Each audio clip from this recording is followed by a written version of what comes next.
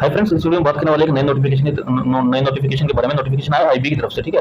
जैसा कि आप सभी को पता है कि आईबी सिक्योरिटी असिस्टेंट और एमटीएस का एग्जाम रेगुलर बेसिस पे निकलता रहता है, तो 2023 का नोटिफिकेशन जस्ट अभी आ गया है।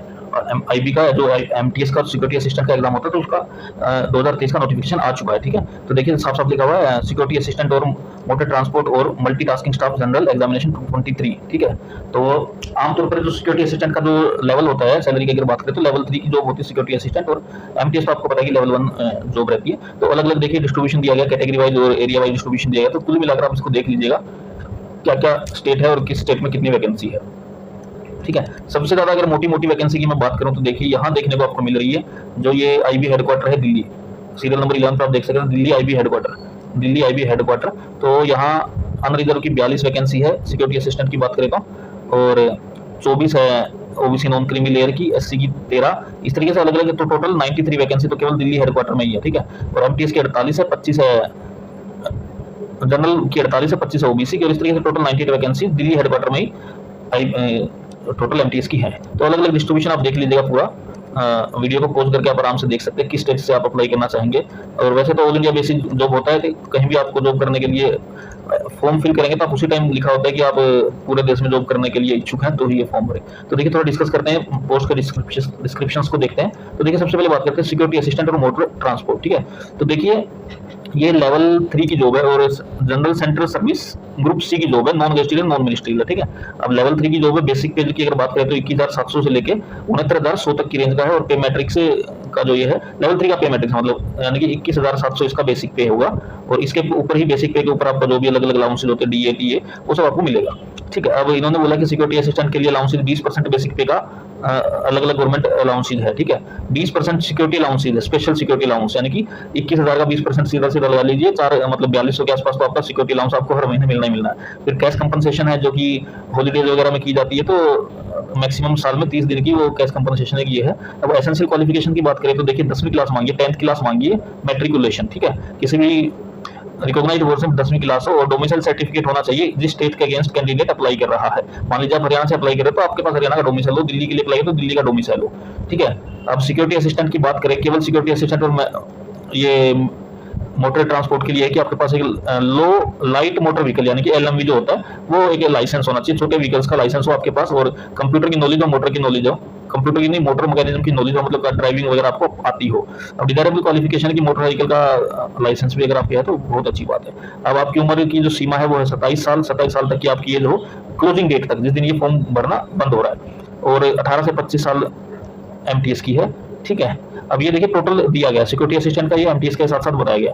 एमटीएस वहीं आपको दिखा साफ साफ लेवल 1 की जॉब है, 18,000 बेसिक है, और अलग अलग उसके ऊपर जो अलाउंसेस है इसी पे मिलेंगे, ठीक है। सिक्योरिटी असिस्टेंट के लिए उन्होंने मांगा है लाइट मोटर व्हीकल का लाइसेंस, बट एमटीएस के लिए किसी प्रकार के लाइसेंस की कोई जरूरत नहीं है। अब बाकी जो क्राइटेरिया होगा अपर एज में जो रिलैक्सेशन होगा वो गवर्नमेंट रूल के हिसाब से होता है, जिस तरीके से, यानी कि अगर ओबीसी की बात करें तो 3 साल का, एससी एसटी की बात करें तो 5 साल का, अलग अलग। फिर गवर्नमेंट रिकॉग्नाइज्ड ऑलरेडी कोई सर्विस में तो उसके लिए भी अलग अलग क्राइटेरिया है ना।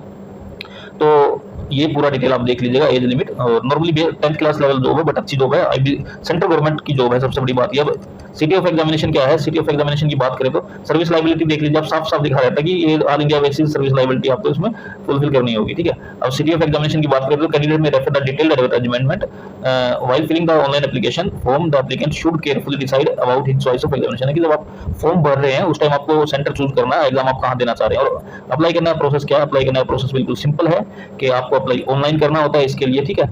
ऑनलाइन अप्लाई करना होता है और लिंक एक्टिव होगा इसका, वो भी बात करते हैं कब से कब तक है। तो देखिए इसका अगर एग्जाम की स्कीम की बात करी जाए तो देखिए 2 टियर एग्जाम है एक्चुअली। तो एमटीएस में क्या होगा, केवल ऑब्जेक्टिव टाइप क्वेश्चन आएंगे, 4 अलग अलग पार्ट होंगे, जीके होगा, मैथ होगा, रीजनिंग होगा और इंग्लिश होगा, ठीक है। नेगेटिव मार्किंग होगी 1/4, ठीक है। जीके 40 नंबर की, मैथ 20 नंबर का, रीजनिंग 20 नंबर की और इंग्लिश 20 नंबर की, इस तरीके से 1 घंटे का पेपर होगा, 100 नंबर पूरे हो जाएंगे, ठीक है। अब ये सिक्योरिटी असिस्टेंट का भी ऐसे ही और एमटीएस का भी ऐसे ही। अब सिक्योरिटी असिस्टेंट के टीयर 2 है सिक्योरिटी असिस्टेंट का, तो देख लीजिए इसमें मोटर ड्राइविंग टेस्ट होगा सिक्योरिटी असिस्टेंट में। और एमटीएस जहां जनरल की बात करी जाती है, एमटीएस का एक डिस्क्रिप्टिव पेपर होना है इंग्लिश लैंग्वेज में, 50 नंबर का, 1 घंटे का होना है, ठीक है। और 10 गुना बच्चे बुलाए जाएंगे टीयर 2 में, यानी कि जितनी वैकेंसी है उससे 10 गुना बच्चे, यानी कि मान लीजिए अगर टोटल वैकेंसी की बात करें तो एक एग्जांपल लेता, मान लीजिए 100 वैकेंसी तो 1000 बच्चों को ही बुलाया जाएगा। अब बाकी ऑनलाइन अप्लाई करना, पूरा प्रोसेस बिल्कुल सिंपल है, लिंक जो है वो मैं आपको डिस्क्रिप्शन में दे दूंगा। अब एग्जामिनेशन फीस कितनी है ये बात करते हैं, तो देखिए नॉर्मली 50 रुपये एग्जामिनेशन फीस है और रिक्रूटिंग प्रोसेसिंग फीस है 450 कुल मिलाकर। जनरल कैटेगरी की अगर बात करें तो 500 रुपये जनरल कैटेगरी को भरने पड़ेंगे। और ईडब्ल्यूएस कैटेगरी जो मेल कैंडिडेट है, ईडब्ल्यूएस ओबीसी, उनको एग्जामिनेशन फीस भी भरनी पड़ेगी। ठीक है, 450 तो सबको भरने ही भरने हैं, बट ये 50 रुपए की छूट दे रहे हैं, मतलब रिजर्वेशन वाले क्या SC ST कैंडिडेट्स को, बट बाकी सभी को भरनी होगी। ठीक है, तो बाकी प्रोसेस पूरा सिंपल है, आप ऑनलाइन अप्लाई कर दीजिएगा, इसमें ज़्यादा कुछ बड़ी कहानी नहीं है। और ये देखिए, पेमेंट की लास्ट डेट है 16 नवंबर। 16 नवंबर तक ही आप अप्लाई करेंगे, केवल 16 नवंबर 2023 के बाद आप फीस नहीं भर पाएंगे।